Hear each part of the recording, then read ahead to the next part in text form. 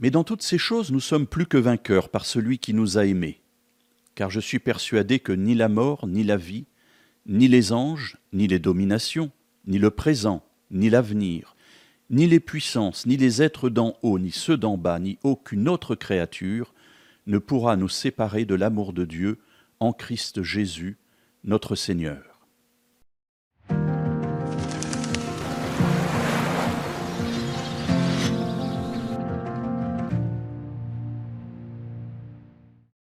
Alors, dans toutes ces choses, nous sommes plus que vainqueurs, dit l'apôtre Paul.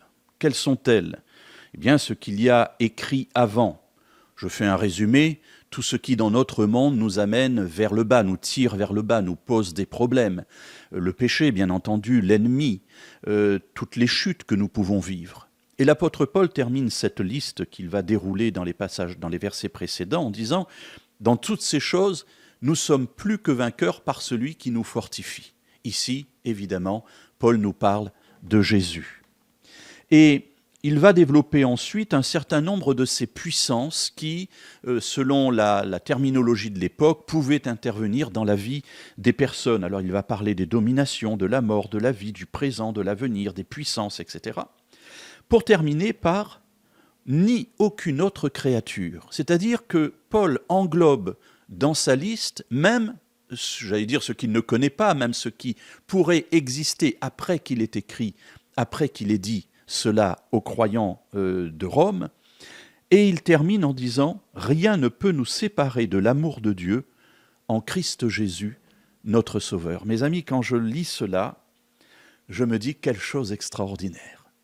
En fait, si je voulais formuler les choses autrement, Paul est en train de nous dire « Rien dans ce monde-ci, comme dans le monde céleste, ne peut nous séparer de l'amour de Dieu. » Alors je sais que dans nos vies, parfois, on se sent fatigué, on se sent faible, on se sent découragé.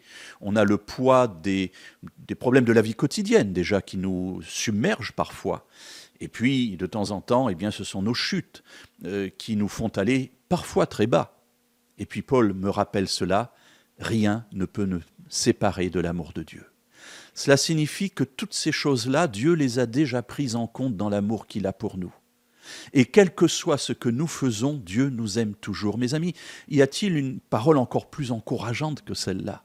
Pour moi, en tout cas, elle me parle parce que je sais, en lisant cela, en écoutant cela, en le mettant dans mon cœur, que mon Dieu a toujours un regard favorable sur moi.